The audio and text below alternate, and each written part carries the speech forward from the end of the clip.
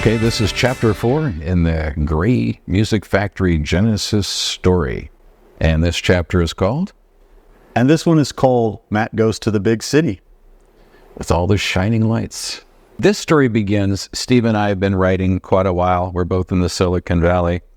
Steve is very busy at work, and he's also doing some kind of a live band thing. And as Steve found out fairly early on, I was not that into playing live because I just wanted to write songs. So I while Steve was doing his work and trying to work with other musicians, I was shopping our music. And there were these places you could shop to in the Silicon Valley. People would come up from Los Angeles, producers and so forth. I would take these little cassette recordings. I had these very rudimentary demos of songs that we had done. And I presented 2 of our songs. And I was in this room with a lady named Linda Blum, who I had no idea at the time, but was incredibly, incredibly well connected. She was a real player in the market. So anyway, I played those 2 songs for her, and she had been a no-shit lady.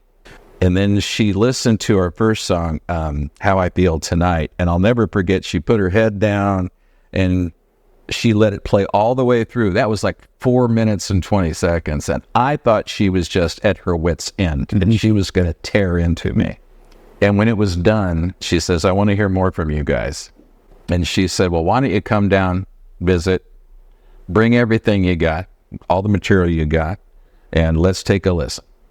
So I remember I drove down there with a good friend of ours, Pete, and she listened to the music. And she said, I like it, but I want to turn you over to the A&R department, artist and repertoire.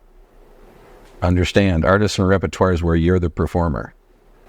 And you have to understand, Steve and I were living pretty stable lives with decent jobs. And we had spouses, and Steve had children. So then I kind of tried something else. I got to know this guy named Bob Green at Capitol Records. And the same thing. And I go, we want to be songwriters. We don't want to travel around. We've got spouses who have put up with a lot, and we're not going to drag them into that hell. And eventually, I got offered a staff writing position at EMI to represent Steve and I. And I couldn't take it. The only way you get paid is when a song gets published, when and if a song gets published, and you get to split those royalties in half with the record company, or the publisher in this case, EMI. And after moving my wife to Los Angeles, and now I'm making a decent living, that wasn't going to fly. And after I turned down the staff writing job on behalf of Steve and I, all those doors, Bob Green, Rick Nair, Linda Blum, they closed. And they closed hard and fast, never to open again. And I don't blame them. They're there for business, and I'm trying to get us exactly what we want.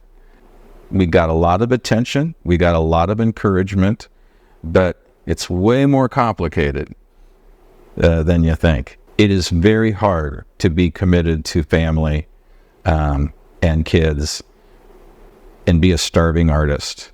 It is, and I still have to say, looking back, it wouldn't have been fair to the family. Yeah.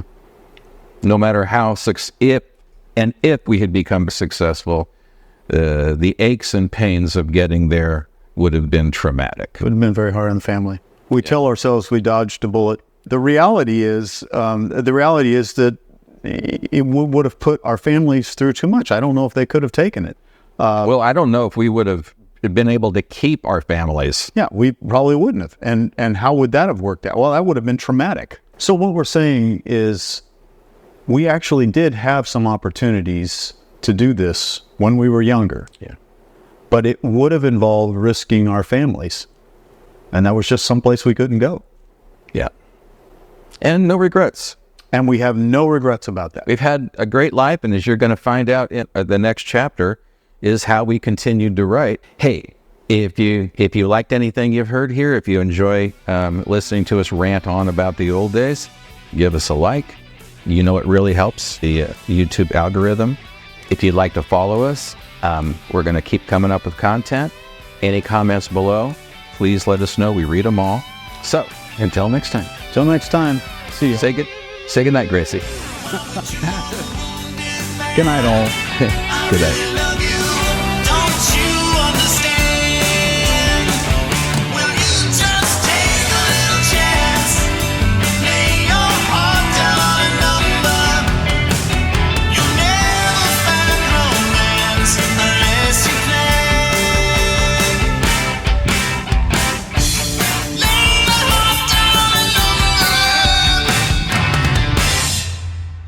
Brought to you by Ben Crandall's Bitter Apples.